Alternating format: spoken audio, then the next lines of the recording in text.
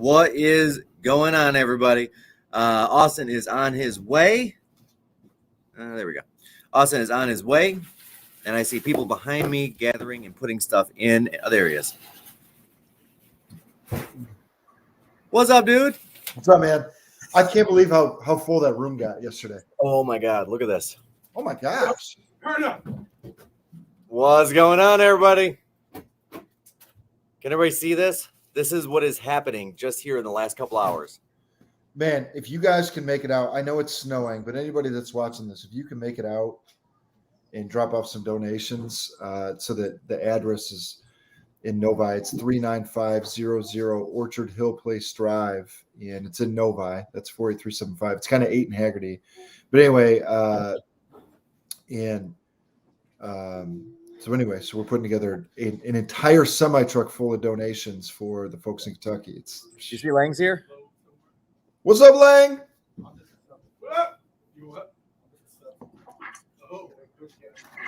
There we go. There we go. Actually, I'm going to let's see if I can do this. Boom. Okay, I could do this. I had several people call me direct on my cell phone today. Just about this whole thing? Yeah. Be careful because it is actually really, really slick out. It does look slick, yeah. I never watched the weather. Yeah, there were. I had to go through 3 accidents, and there was a car. I was on 696, right? And there was a car. There we go. Boom. There was a car that it flipped around, it hit the center, and it bounced off, and then it almost hit my truck. Ooh. Unfortunately, I had my 4-wheel drive on, and I was plowing at like 75 miles an hour.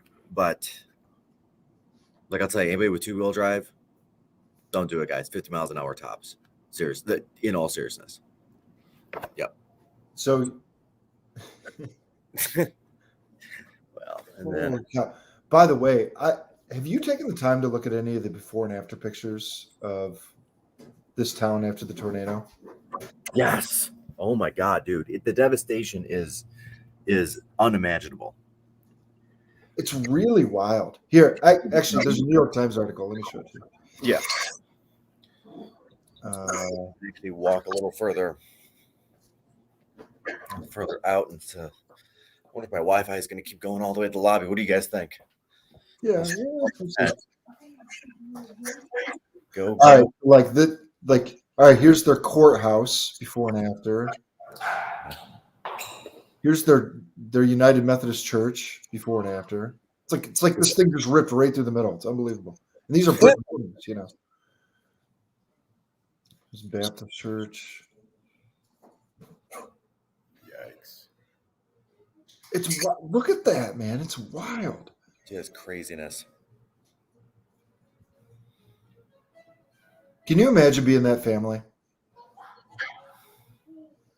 It's like, here's the thing. It's like you can replace that house, assuming they have insurance. You can replace that. It's like all the photos and all the, you know what I mean? All the stuff. Yeah. And somebody else said something to me, Mike, like I forget who was saying it. Maybe it was Wendy. Look at these things. Yeah. Like the people in these areas, they don't have a driver's license anymore. It's crazy. What's up, Wendy?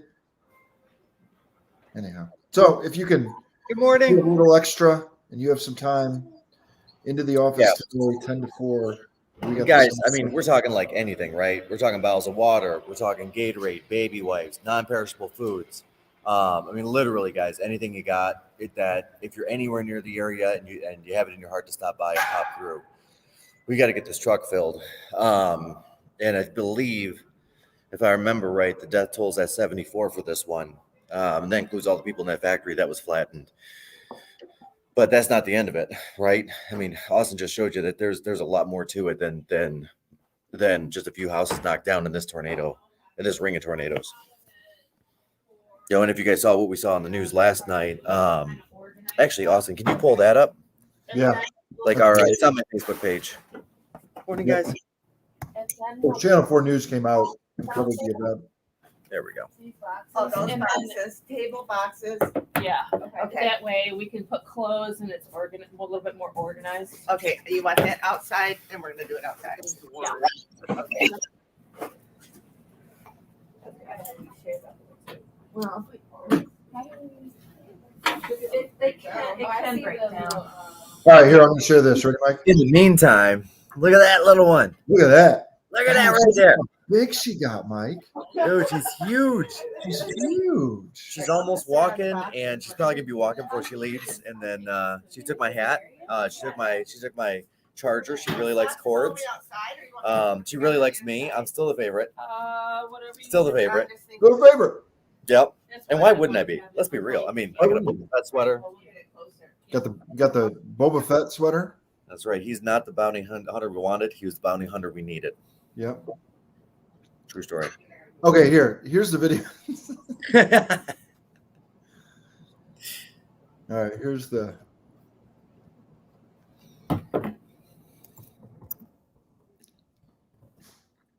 You got it? Yep, got it. Food in Kentucky can be difficult to put into words, but people in Metro Detroit know it's the little things that can make a major difference in the impacted areas, and people around here are showing their generosity. Tim Pamplin shows us one effort to help. The supplies have been stacking up all day long, bowls of water, baby wipes, diapers, you name it. The folks down in Kentucky are in need right now. Heartbreaking. Can't imagine happening to my family or people I love, so it's very important to donate and help out as much as we can. Now there's Paige. South devastated by the recent twisters, entire communities wiped off the map. The images were hard to watch on the news, and Michigan is stepping up. Oh my gosh, devastation, of course. My heart fell. I just immediately wanted to do everything that I could, definitely. So that's where our local realtor firm steps in. Perna Team Realty of Novite put out a social media blast. Kentucky needs our help, and we are stepping up from blankets to socks to diapers and wipes and non-perishable foods. These are care packages from Michigan. Would love someone chipping in. Well, leadership starts at the top. The Perna Team CEO. Our goal here is to fill an entire Corrigan truck, and I got to shout out to Corrigan because they donated a truck and a driver just for this effort, which is so good. Yeah, the truck's on its way to Novi. They got loaded up, and it's going to be sent down to Kentucky. If you want to help out, well, you can. They're going to be collecting here from 10 to 4 tomorrow. Again, it's Agony Road, just north of 8 Mile. You'll see the donation sites on the side of the road, and our friends and family down south need all the help they can get. At times like this, well, we all need to work together. And I think it's really important, especially as Americans, to come together and help each other out in any time of need. So back out here, another vehicle arriving here. I can see it's loaded up in the back. 10 to 4 tomorrow afternoon over in Novi. Truck's meant to be pulling out at about 4 o'clock tomorrow. Holy cow, man. Got more information on how to help. That's the city in Novi. Tim Pamplin, local 4. Including Kentucky. Pretty good. Yep. Pretty good stuff. All right. Okay. Yeah. What do you got? I don't know, man. The video kind of says it all. Pretty good stuff. Anyway, so get down if you can. Get down, donate some stuff. All right, what's going on in the market, man? Oh, okay. So Jerome Powell this week, he has officially said that he is raising rates not once, not twice, but 3 times in 2022. Guys, it's going to happen. It's around the corner. Okay, so let's go back in time. 2018, Jerome Powell tried to raise interest rates 3 times, right? So here's what happens. When we have a great economy, interest rates should be moving in an upward fashion, because what happens is when the economy takes off too fast like a rocket, I mean, it's like was it Icarus? Who was the one that got too close to the sun and burned his wings? Yeah, Icarus, right? It was Icarus, right, yeah. He tried to touch the sun, burned his wings off, fell to earth, died, right? DED, dead, right? Done. So the job is raise the rates just a little bit to instead of a hockey stick going up, it's more of a incline, right? More of a steady grade with the economy, with the GDP, with all of that stuff, right? With inflation, all of those numbers. And the president at the time pushed real hard for Powell not to.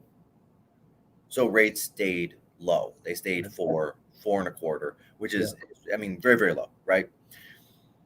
It gave no wiggle room for anything to happen. And then COVID happened, right? And one of the responses of the government, and there are multiple responses that can be done.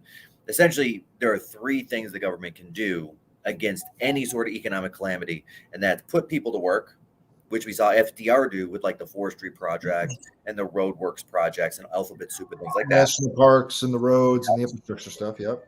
We can put dollars in Americans' pockets, which again, second time that's happened, right? So again, let's go back to FDR. He started Social Security Administration and all of those things to help the folks that were at like more of an end of life retirement side, and everything was wiped out, right? Because they had mostly invested in stocks that had dropped in value 60, 70, 80%.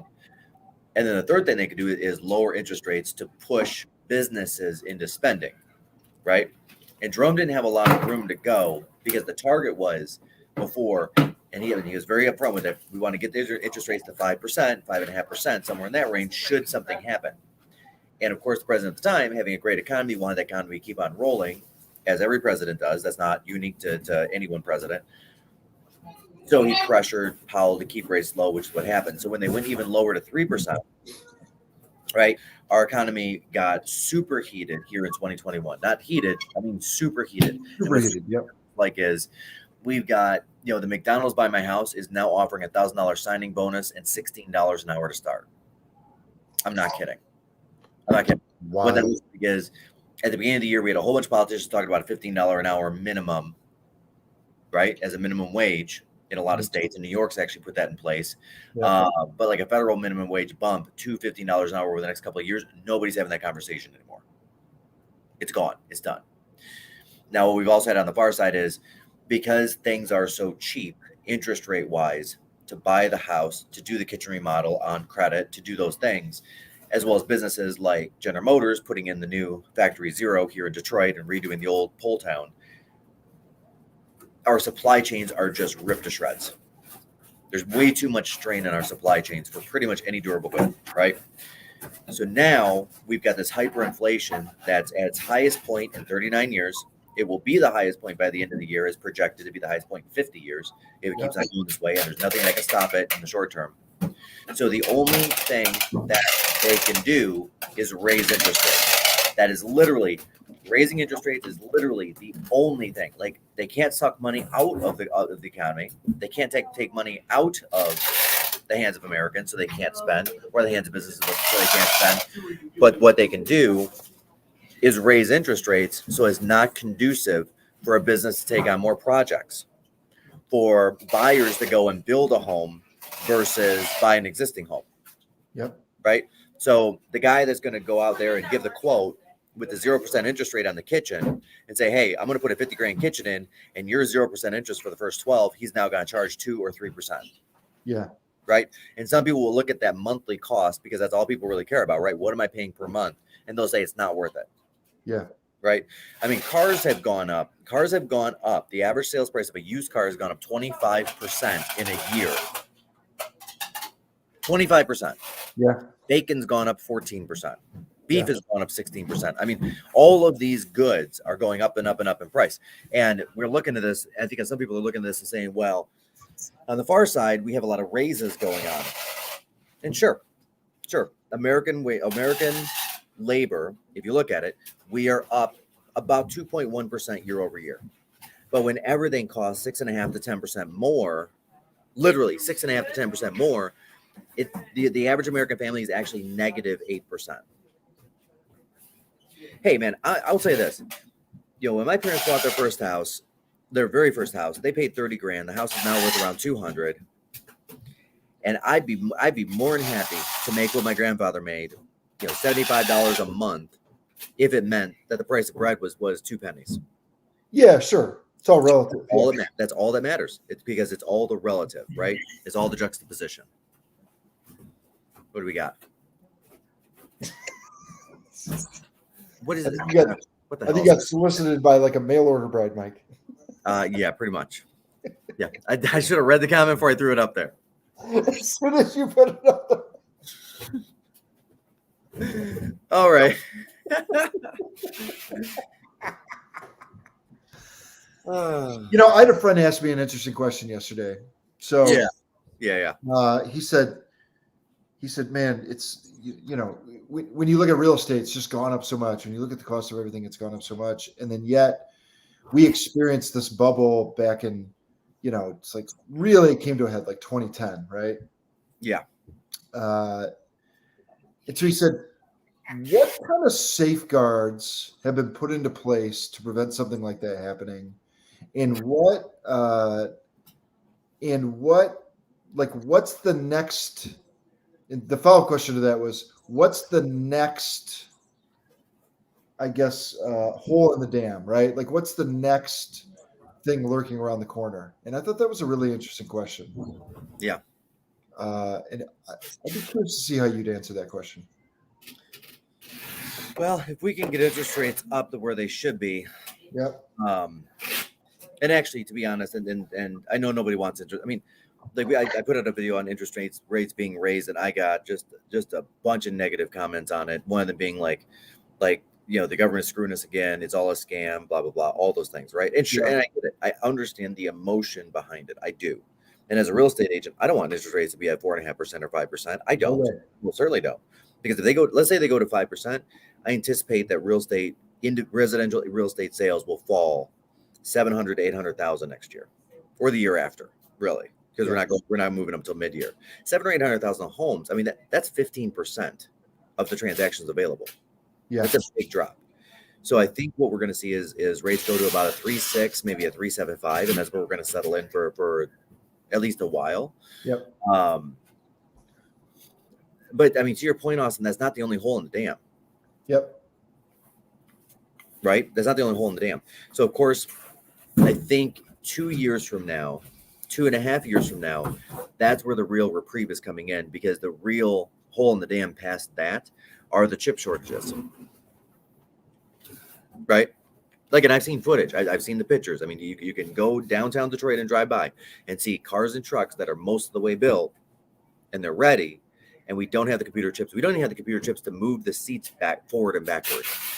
Like, so somebody can go order an $80,000 vehicle, and if they want it today, they don't have power seats.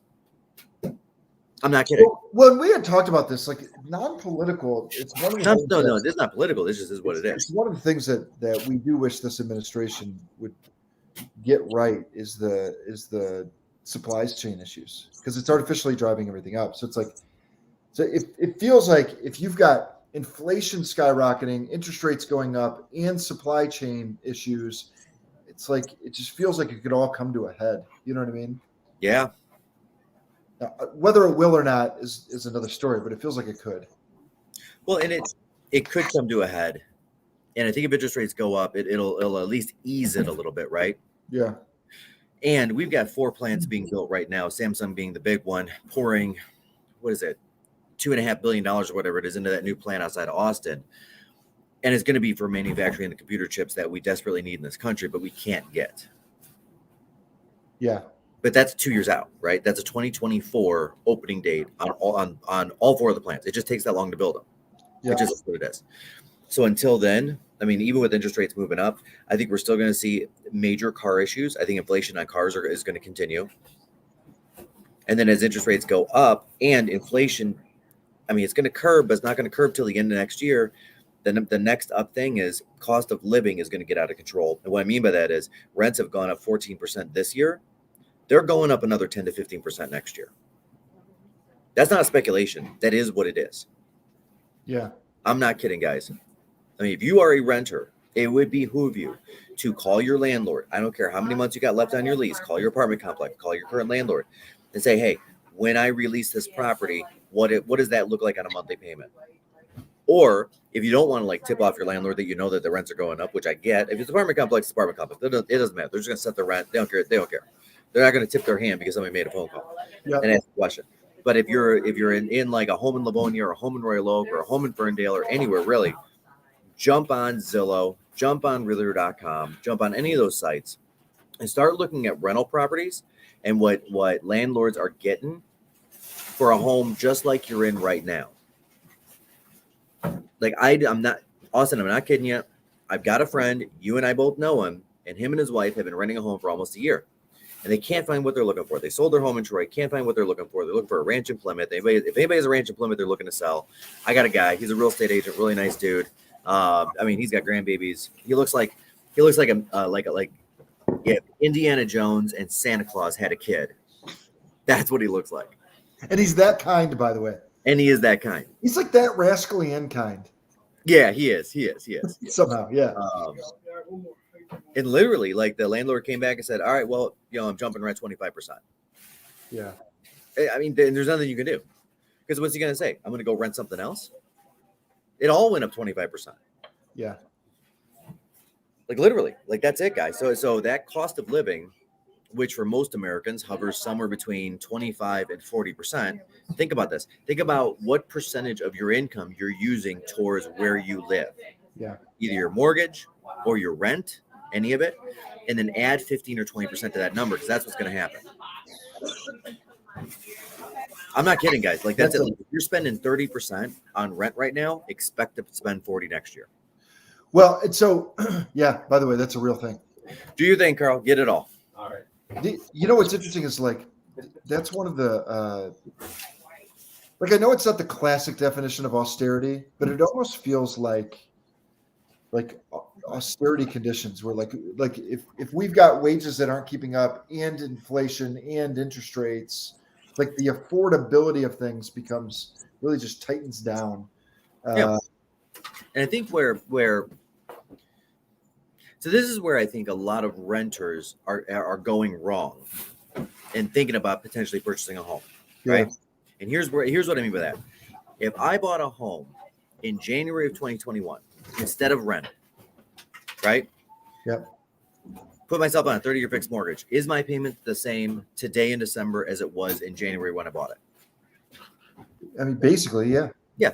Now, if I'm a renter and my lease came up in January, because my lease would probably be coming up in January because I bought the home in January. So let's just say that all makes sense. Would my lease be the same in January 2022 as it was in January 2021? No. It'd be up 20 or 25%. Now, check this out. There's an argument that someone made to me the other day saying, hey, Mike, we get where you're coming from. The rents are going up, but everything else is going up too. So my payments in a house would go up as well. Incorrect. Yes, it would go up, but not by 25%. The most your house payment can go up is 5% every year. It's the most. And it's not even the total payment. Right. Like, okay, on average, right? I looked this number up. Roughly 20% of a mortgage payment, if you include your taxes and insurance and mortgage, roughly 20% of your mortgage payments is taxes and insurance. Yep. Okay. Now, taxes and insurance will probably go up 5%. So it's not even the mortgage payment that will go up 5%, not that total big payment. It's only 5% of the 20%. That's 1.5%, guys. Yeah, 1%, 1.5%. 1.25%, really. Yeah. So if you're in a home, your payment's going up 1.25%. If you're renting, your payment's going up 20 or 25%. Well, you know what's funny about that, Mike, is like I actually gave this advice. There was a young couple that was really struggling. It was working with one of our agents, and they were struggling because they wanted, right? They had like a budget in mind. Now the truth is they could afford more. So they were early 30s, and they had a budget in mind of what they'd be willing to pay for a house. And the stuff that the homes that they found in that price range weren't what they expected. Right. Yeah. They found themselves about 20% off on their expectations. So they were looking for a $300,000 home, but really for what they wanted, they needed to spend $350,000. Right. And by the way, that just happens. It's really common, actually. And so the conversation that I had with them, I was like, well, how much more is your payment if you go from $300 to $350? And he goes, like $500 a month? And I was like, actually, man, it's like $200. Maybe $250 on the high end. And he goes, seriously? And I was like, yeah. And I go, and here's the other thing that you're not thinking of. And I know that's hard because right now you guys are early 30s and you want to have a family and you just got married and you're thinking about money and so there's an element of like bet on yourself. Because right, if any of you guys were like me, your income increased from age of 30 to age of 40. It just did, right? Yeah. And then I said the second thing is like, you got to keep in mind that you're locking in on today's payment forever. Right? So like That's it. Like 10 years from now that this house is going to be worth more money, or interest rates are going to be higher, or the payment will be resoundingly higher on this exact home in 5 years from now, 10 years from now. So my suggestion was, I was like, listen, man, don't buy the house that you needed yesterday and like settle for good enough. Just like stretch. I know it feels a little uncomfortable, but it's only $200 a month. Stretch yourself a little bit and get the next house that you'll need. Because where you could lose on this is like you're buying a 3-bedroom house right now because it's only $300,000 when you actually want 4 plus a room in the basement, right? If you needed to have family over. But like, what happens if you guys start having kids, or like what happens if you start whatever? It's like, buy the house. So that's what he ended up doing. He ended up stretching to 350 and getting almost in a way getting their next house. Does that make sense? Mm-hmm. To get the house that you want, and it kind of, so it's like you're locking in on today's payments, and the most they can go up is like Mike had just done the math with, is about 1.25%, because your taxes and insurance can only go up 5% a year, and it's only 20% of your payment. It's like, lock in on today's payment. So anyway, the house you need, not the house you want. Boba Fett. You know where that came from? Huh. You know where that came from? Huh. Oh, dude, it's Batman. Don't be the Batman Gotham wants, be the Batman Gotham needs. Because at the end of the movie, he had to turn into a bad guy. So everybody would hate him instead of hating Two-Face. Remember that? About the end of the one where they blew up the police, and Inspector Gordon was like, dude, you just gotta take it on the chin, bro. Like now I gotta go chase you down. Let me fire some shots into the air. Let me do that kind of thing. Yeah. Yeah. Buy the house you need, not the house you want. Batman.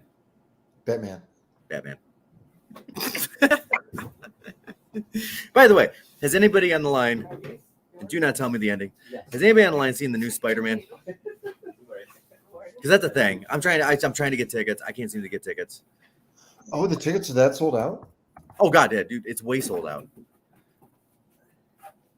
Oh. It might not be sold out now, because I'm wondering if there are like cancellations and stuff.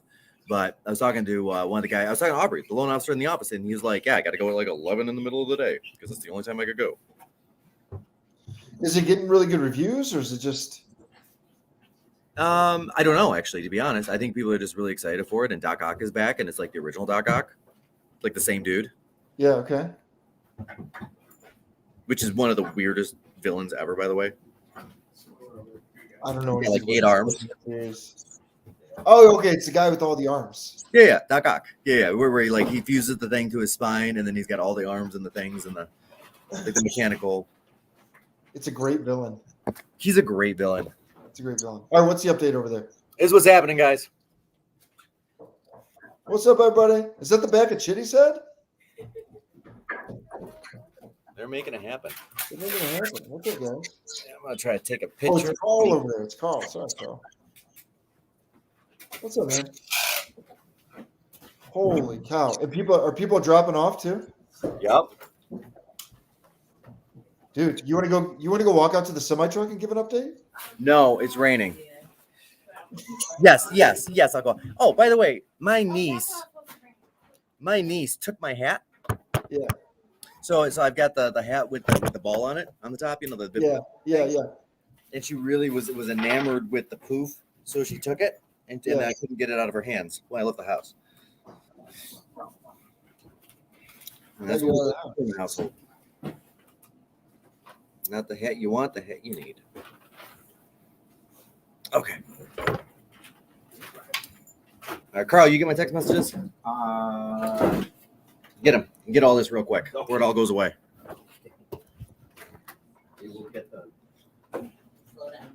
Okay. We put some more stuff up there. And get this over here before this goes away. Oops, excuse me. You're good. Morning. Back in this room here. Okay. All right, we're walking. I don't know how far I can go with the Wi-Fi, but we're going to try. I think be able to get out there. I'm Hey like- guys, by the way, again, I think you're good. Again, look, we're doing donations for the Kentucky victims. If you have the ability and you have the means, you want to drop. What's up, everybody? What's up? Don't worry, we got this. And I got a couple extra cases of water just for you. Look at that thing. See how much farther I can go. I think you're good. I'll tell you. Ooh.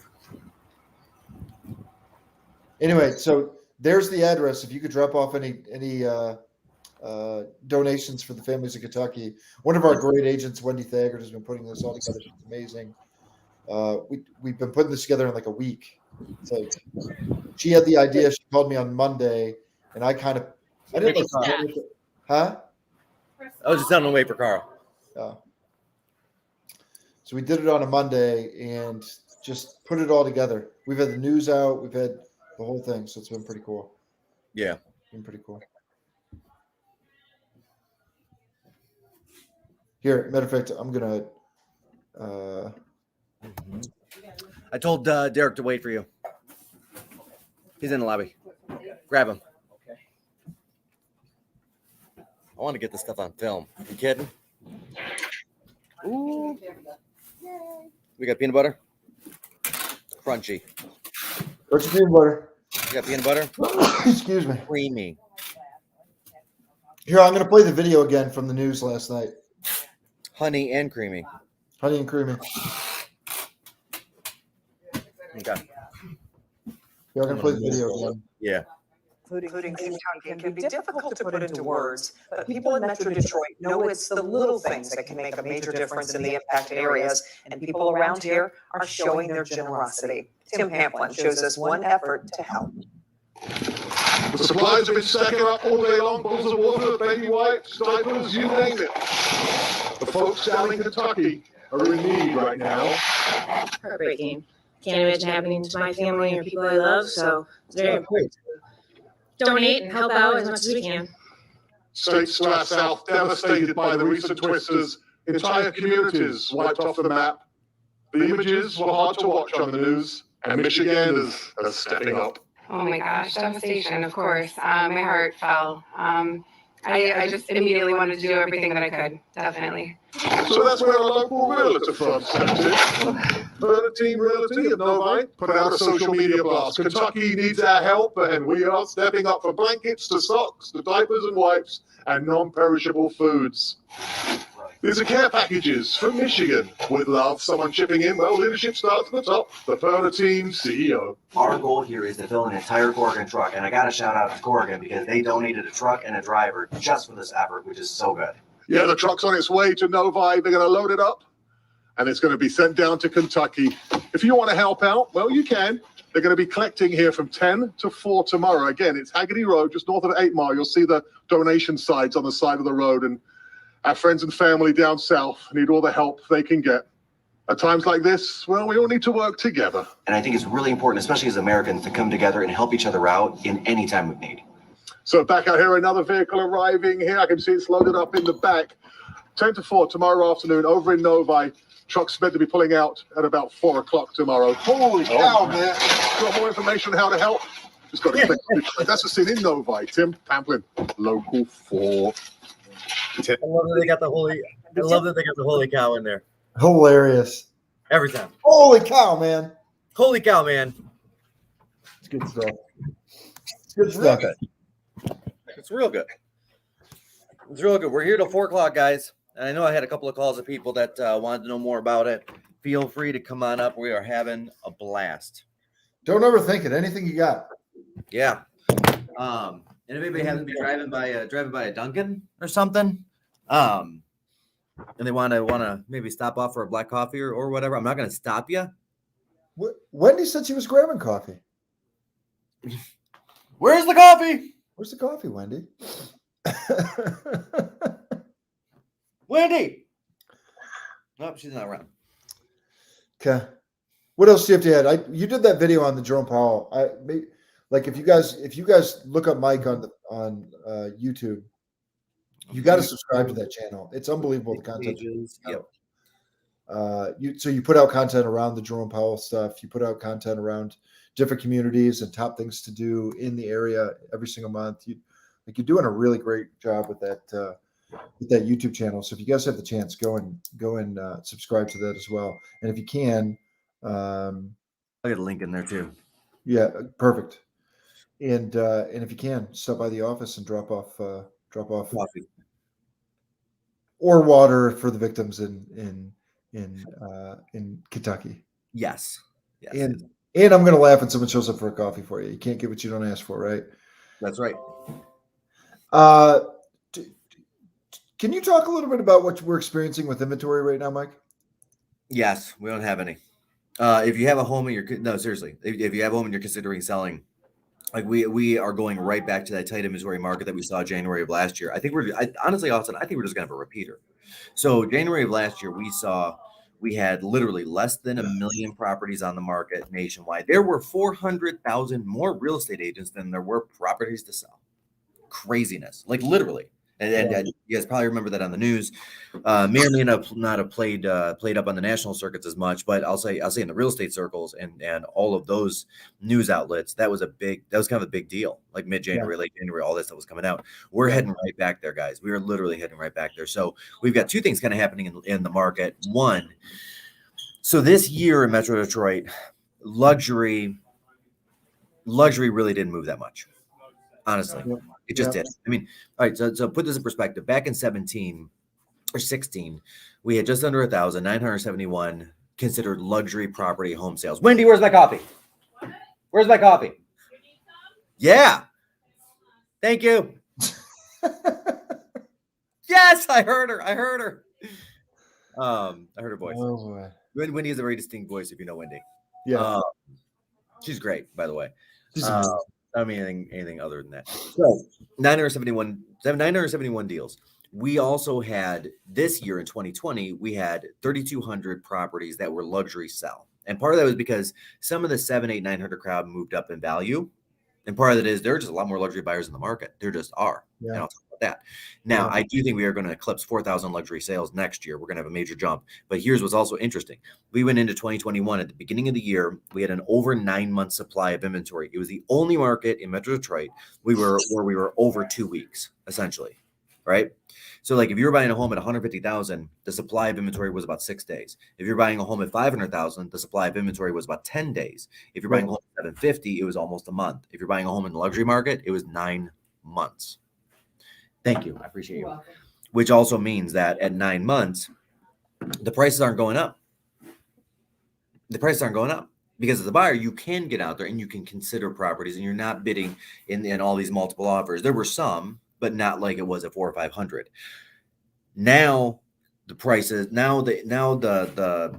of the end of last month, the months of inventory, the supply is down in the mid 4-month range. And that's a big difference. So here's another one, price per square foot. We started the year in the luxury market with an average sales price per square foot of $333. We're ending the year at $341. That's not a big jump, guys. That's $8 a foot. Yeah. And from the beginning number of 333, that's 2%, 2.5% gain. That's it. That's all we gained in luxury market in 2021. Yeah. I mean, we gained 15 or 20% in the regular market, like in the non-luxury market. However, that said, we've got a bunch of people, and two things are going to happen. A bunch of people that they have a lot more equity than what they think. And I'm starting to have those conversations every day. Way more.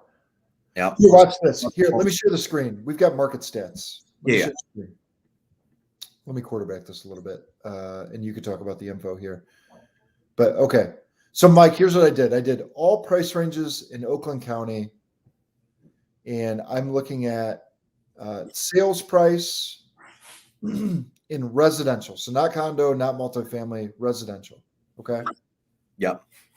Okay. And then I've got a 3-year timeline on this. I don't know if you want me to tighten that up or if 3 years feels right to you to talk about. 3 years is great. Okay. So in January 2018, the average home in Oakland County was selling for $247. Fast forward to today, November 21. We don't have the December stats obviously yet. We're at 321. Overall, we've had a 12.2% increase, right? Yeah. Right. And so that's a year over year increase. Okay. But 247 to 321. Pretty interesting, right? It's a big increase, guys. 247. So what let that and segment that out to your all price ranges. Sure. Go to What do that you want me to do? 69 to 418.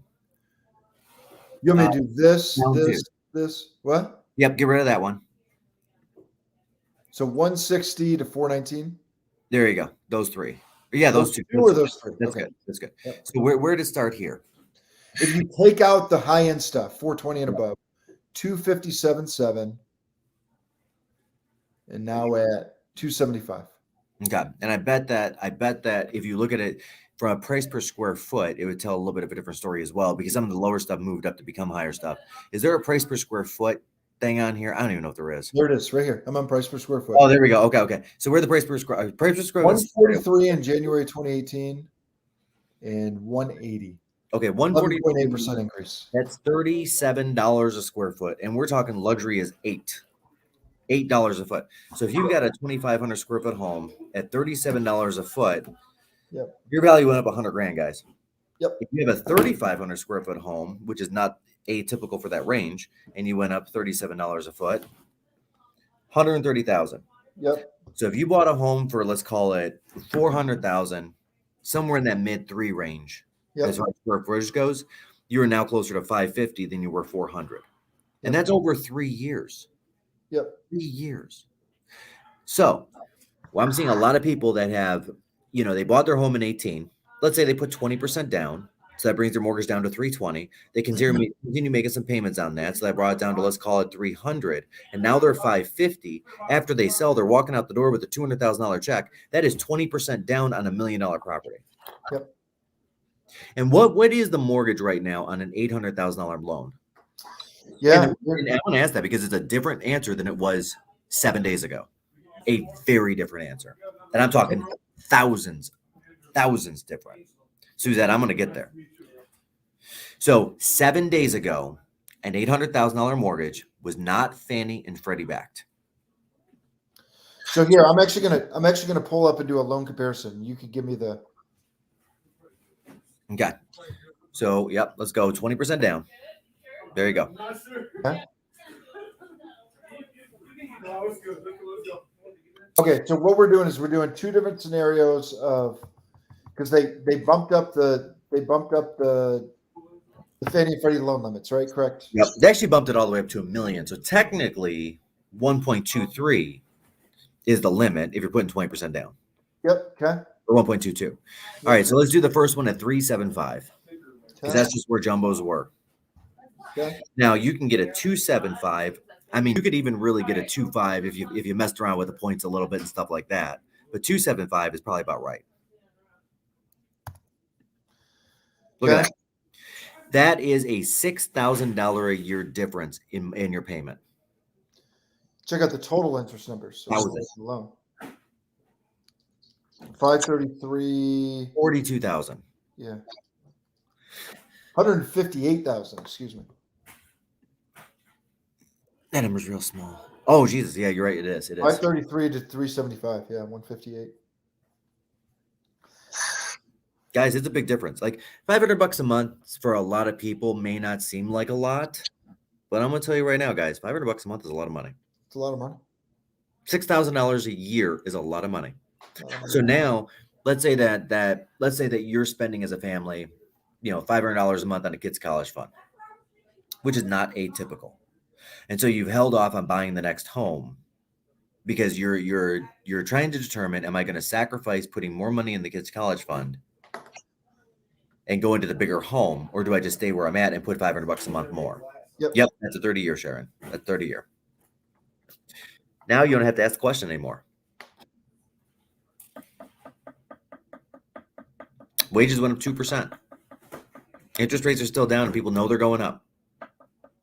So that market is going to get rocked in a good way. So if you're a luxury seller, Quarters 2 or 3, maybe even 4 are probably your time. Here, let me go back to this because I think this is a cool story to tell, Mike. Like if you look at, so we're talking price per square foot. And so if you're considering selling your home, you could see the trajectory, right? It's like, or even the sales price, like you could see the trajectory. I'm going to add in the 419 and above, right? Now, it's like, so remember the shape of this graph, okay?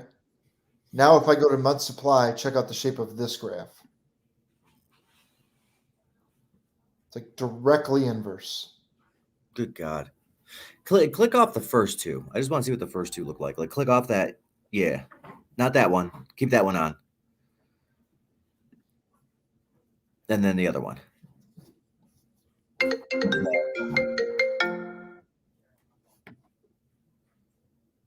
Yeah, click off that 269 to 418. Look at that. Can we subdivide that price range to let's say 700,000 and up? Yep.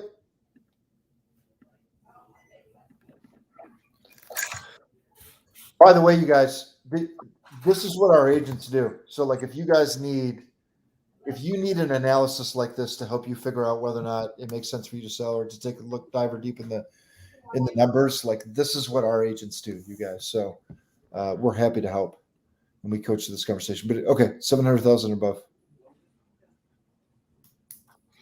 So actually there's a 4.3 month inventory. It's quadruple what the rest of the market is. Quadruple. And it looks like the same graph, but it's not. But look at this. Can you shore that graph up to let's say 2020 to 2021? Yeah. Okay, yeah, it's still not going to show. It's going to show weird. I'll tell you that right now. And the reason is because like that bottom line looks so close to the bottom, but it's not, because that left readjusts. Oh, there you go. Do that, and then do the 269 to 418. It puts them together. But look how far down it brought it, right?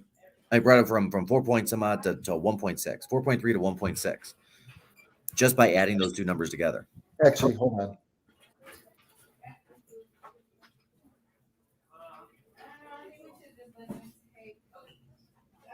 It's still doing it together. Okay. Still doing it. Yeah. Bummer. Okay. You know what? Do it this way. Put both them together. Yeah. And then can you do two different communities? Yep. Do Livonia and Birmingham. Okay. Or Bloomfield, really. Do Bloomfield. There are more homes in Bloomfield. Okay. I'll do Livonia schools. Okay. 0.8. Livonia schools is 0.8, guys. There you go. Bloomfield schools. I'm on all price ranges though, so hold on. Well, and that's all price ranges, right? So Oakland County's 4.3, Bloomfield's 5.6, and Livonia schools is 0.8, right? And I'm not trying to make any sort of a comment on economics or socioeconomics and things like that, but we know that at one end of the spectrum, and Livonia is not all the way at the end of the spectrum. It's a good community. Did you see this? See the story I'm doing right here? That's the way to if I do an average of 160 plus in Oakland County. Yep. Right. And actually I need to adjust this. I need to show this as 419 plus. Yeah. All right, we're building the plane for you guys as we go. So if I do let me just do these three.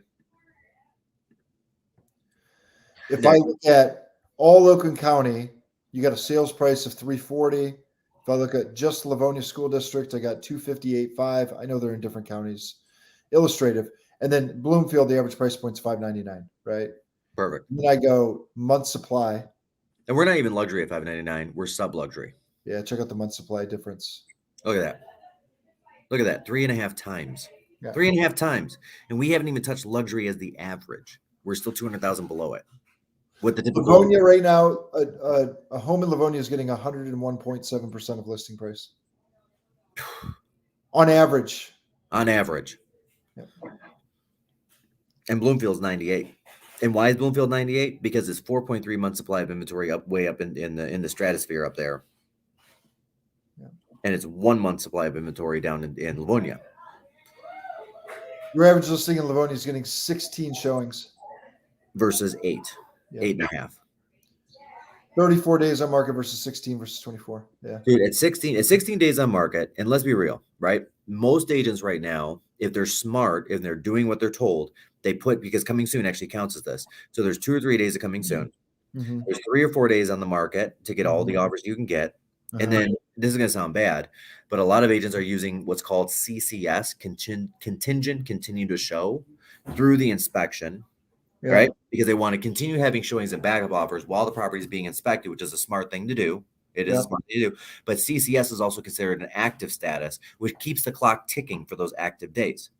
So the reality is, if you chop off, let's say, a 7-day inspection and 3 days of pre-show, the average market time is actually 7 in Livonia. 6-7 days. You got a week. That's it. Now, at 34 days on market, even if you have the same 7 or 10 days that you chop off, we're still talking 20 plus days of active time, which means that this thing's not multiple offer, right? If it was multiple offer, it'd be going faster. Because ain't no buyer waiting 20 days to hear back on an offer. Not going to happen, right? Not going to happen. Now, at 34 days on market, if I'm walking into that home and I'm working with a buyer and I'm seeing those stats, we are not bidding asking price. Correct. We're not. And I think that's a mistake I'm seeing some of the agents make out there, where they're automatically bidding asking price because they think they need to, and they're not used to that price range. Correct.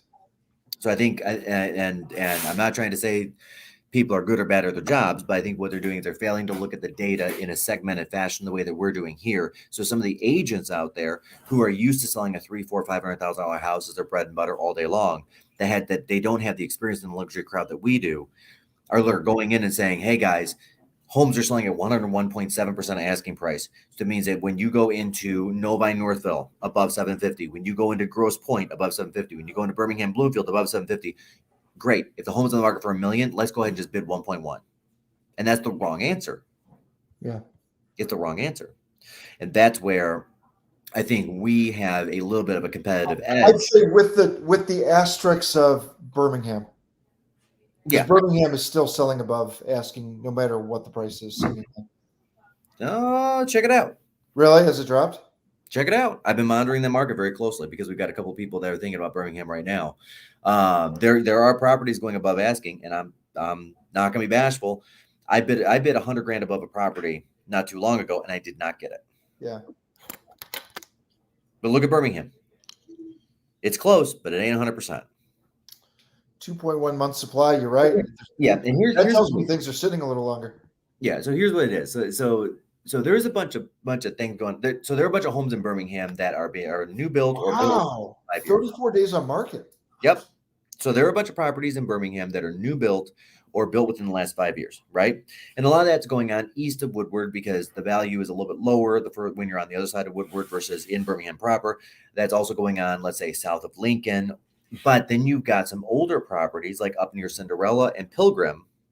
If you know Birmingham, you know exactly what I'm talking about, where the location is money, but the homes are an 80s built from an 80s tear down, or they're 4,000 square feet, but it's very closed and segmented off, and it doesn't have the great floor plan, and the kitchen itself is 50 years old, right? They're well maintained, but it's not the property of the day. And here's the issue that those owners are running into this year, right? In years previous, you could still get just about top dollar for something where you need to go in and put $600,000 in as gut. But here's the problem. Buyers are walking into those properties and they're saying, yes, I have the monetary availability to do a $500,000 gut to get it where I want it. What I don't have supplies, and I don't have the labor. I'm not kidding. So Birmingham, listen up. If you can't find anybody to do the work. Yeah. If you're a Birmingham seller, if you're a Bloomfield seller, if you're a Novi seller, if you're a Northville seller, and you're considering selling, let's call it 8 to 12 months from now, you need to get us on the phone so we can properly advise you to get the highest price per square foot and highest price for your property. Because if you're in, let's say you're in any one of those 4 subdivisions along 6 Mile Road in Northville, right? And you've got a 40-year-old kitchen and you're thinking, hey, 2023 is my year to sell. I'm going to guarantee you will almost get double the value of what the cost of the kitchen is because you can get the kitchen done over the next 6 months. Yeah. Family, I mean, and I'm just saying, like, if you're a homeowner and you're considering moving down, and let's say you're an empty nester at this point and you don't have the kids and the dogs and all the rickamaracama, that aggravation level, which is much smaller without kids, Austin, correct me if I'm wrong, much smaller of an aggravation to live in a construction zone without kids than with kids. That guy that's buying your house, he's got the 2 kids. He's going to spend $500,000 in Northville. And he guaranteed does not want to live in a construction zone for 6 months. Correct. It is no longer 1 month to redo a kitchen, people.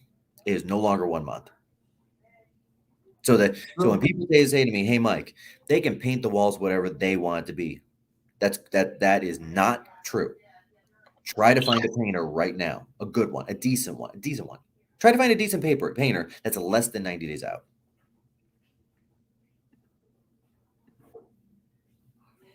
Am I wrong? No, you can't do it. It's like 6 months. I mean, you're considering doing some modifications in your house, and you're looking, what, 6-7 months out? Dude, they're pressuring us right now, and this is like we're thinking about doing like a deck renovation, Mike. They're pressuring us right now to sign so that they can start in July. So they're going to start in July. It'll take them the better part of a month to get it all done. Yeah. So you get to enjoy your awesome new deck for about 55 days, 60 days.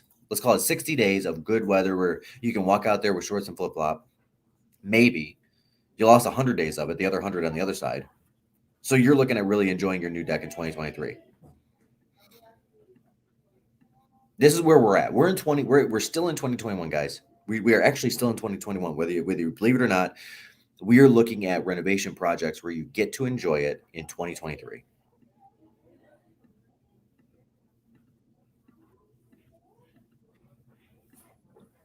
That's video. So, okay, getting back to Suzette's question, 3-bedroom, 1,400 square foot home in Wayne County. Depending on where in Wayne County and what city, so the value of that's gone up around $50,000 this year. In city, zip code, and all that stuff, of course, play a factor of it, right? Because if we're talking like a Northville or a Plymouth, Wayne County, that's going to be one thing. If we're talking like a Garden City or a Wayne or a Westland or an Inkster or a Taylor, that's another thing. Oh, this is interesting. Here, let me custom this. I'm gonna say 700 and up. I'll say 650 and up. Oh, and I recognize that I feel that I'm coming off very strong, as if I'm like strong arming people. 46 days on market for 650 and up in Birmingham. Guys, come on. This is where we're at. We know this. Yeah.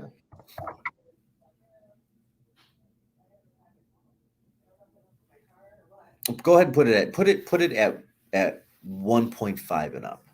Okay.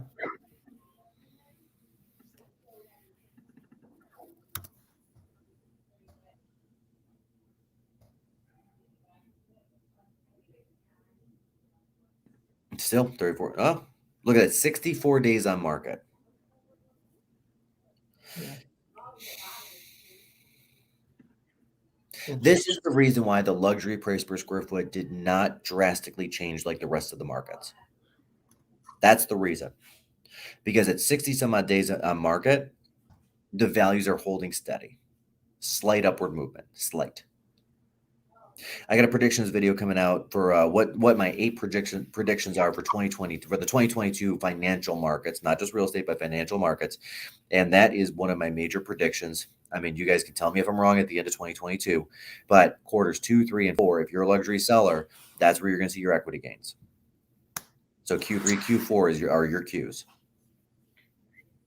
That's my prediction. Yeah. Among other things, there are other predictions that I put in. Obviously, there's 8 of them. Gosh, really interesting. Huh. Data. All right, what else you got, Mike? That's good. Man, I don't got a whole lot of anything. I just yelled at a whole bunch of people over StreamYard and Zoom and Live and stuff like that. And I don't know. Arr. What do you got? I got nothing. I got nothing. Get your butt down and donate some goods, please. Yeah, let's do You that. know what we can get. Let's do that, guys. Seriously, we're here till 4:00. There are we as much as it seems like there are things out there that are awesome or things out there that are horrible. I mean, everything is perspective, right? Mm-hmm. Now, here in Michigan, sure, we had some freezing rain this morning, and I had to drive through 3 accidents to get to Novi, and that sucks. And it sucks for the people that were in the accidents, and I pray that everybody's okay. And at the same time, we don't have tornadoes, we don't have hurricanes, we don't have flooding, we don't have mudslides, we don't have wildfires. We don't. Michigan, we're doing pretty okay. Guys, we're doing pretty okay. And there are a lot of people in the country that are not doing pretty okay. Yeah. And I don't care who you are, and I don't care what end of the spectrum you sit on, or if you're in the middle, or whatever that looks like. At the end of the day, I think we can all agree that we can set our differences aside, and we are all simply Americans. Then we have a duty and responsibility to each other as the greatest country on earth to help each other when we're down. And right now, people in Kentucky are way down. Way down. All right, good job, Mike. Good job by you. Thank you, Appreciate Austin. you, man. God, we won't see the people. Merry Christmas, Happy Holidays, you guys. Yeah. Merry Christmas, Happy New Year, all of it. We're not going to see you guys. What a year it's been. We appreciate you.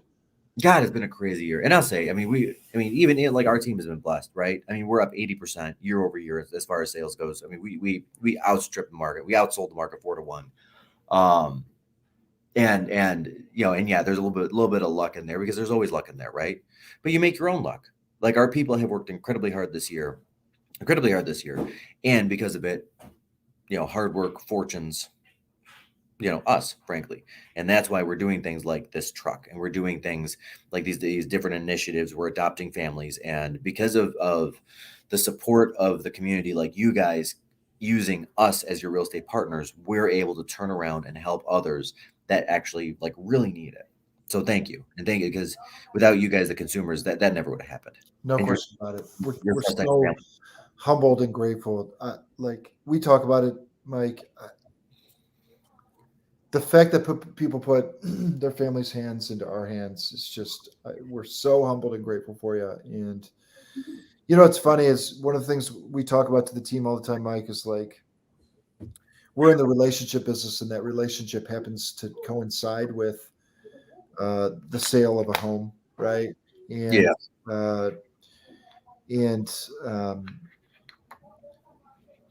It's just, I don't know. We're just so appreciative. So thank you guys. Seriously, thank you. All right, good job by you today, Mike. See ya. Good job by you. Have a great day, guys.